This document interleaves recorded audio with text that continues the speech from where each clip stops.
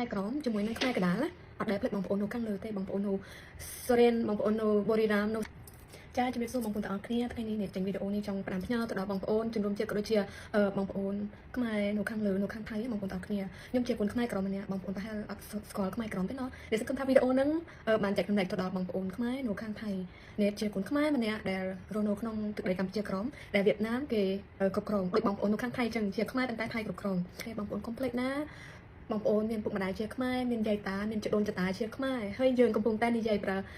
ភាសាខ្មែរប្រើប្រាស់ជាភាសាខ្មែរនិយាយទៅវប្បធម៌អីគឺខ្មែរទាំងអស់ហេតុអីដល់មានរឿងមិនបងប្អូនទៅជេរខ្មែរគ្នាឯងទៅអត់ control ខ្មែរគ្នាឯងជាពិសេសគឺមានវីដេអូខ្លះហើយនឹងបងប្អូនខ្មែរក្មេងៗចំនួនក្រោយជេរលោកតាសុទ្ធ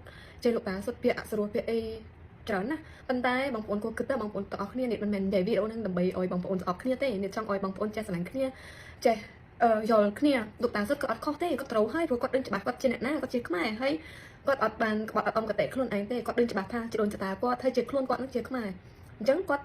និយាយត្រូវហើយគាត់ការពារអ្វីជាខ្មែរការពារអ្វីជាភាពត្រឹមត្រូវហើយប្រវត្តិសាស្ត្របងប្អូនគាត់ទៅដឹងច្បាស់ដែរត្រូវរៀនទទួលស្គាល់ការពិត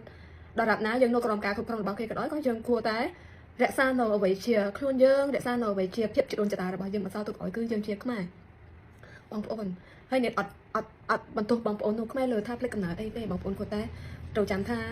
បងប្អូនជាខ្មែរអញ្ចឹងលេចមកវាយប្រហារខ្មែរគ្នាឯងដូចបងប្អូននឹងអត់ថាខ្មែរក្រមជាមួយនឹងខ្មែរកដាលណាអត់ដែលផ្លេចបងប្អូននៅខាងលើទេបងប្អូននៅ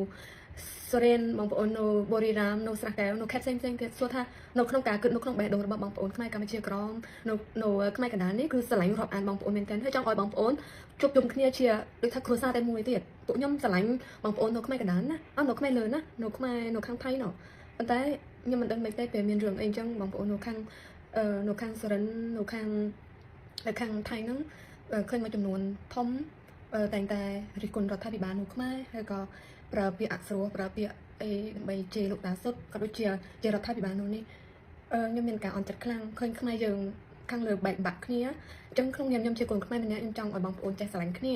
ទាំងខ្មែរលើខ្មែរកណ្ដាលខ្មែរក្រមបងប្អូនយើងជុំចិត្តខ្មែរប្រើរួមជាភាសាខ្មែរហើយជាមរត់ក្នុងខ្លួននេះគឺជាខ្មែរបងប្អូន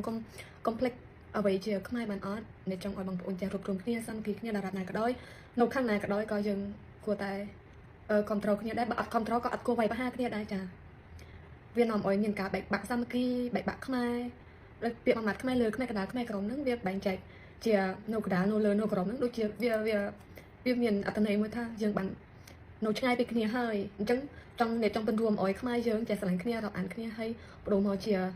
គ្រួសារតែមួយសង្ឃឹមថាបងប្អូនយល់ភាសានេះនិយាយភាសាខ្មែរទេអ្នកសង្ឃឹមថាបងប្អូននឹងយល់ភាសានេះយល់អ្វីដែលអ្នកចង់និយាយហើយសង្ឃឹមថាបងប្អូនកុំស្អប់គ្នាកុំវាយប្រហារគ្នាស្រឡាញ់គ្នាឲ្យច្រើនហើយយើងរួបរวมគ្នាជាគ្រួសារតែមួយដល់រាប់ណាយើងជាកូនខ្មែរយើងនិយាយភាសាខ្មែរហើយវីដេអូខ្ញុំមានតែប៉ុណ្្នឹងទេបើសិនជាមានការខុសឆ្គងកន្លែងណាសូមបងប្អូនជួយគុណចុះដើម្បីឲ្យខ្ញុំកែចាអរគុណច្រើន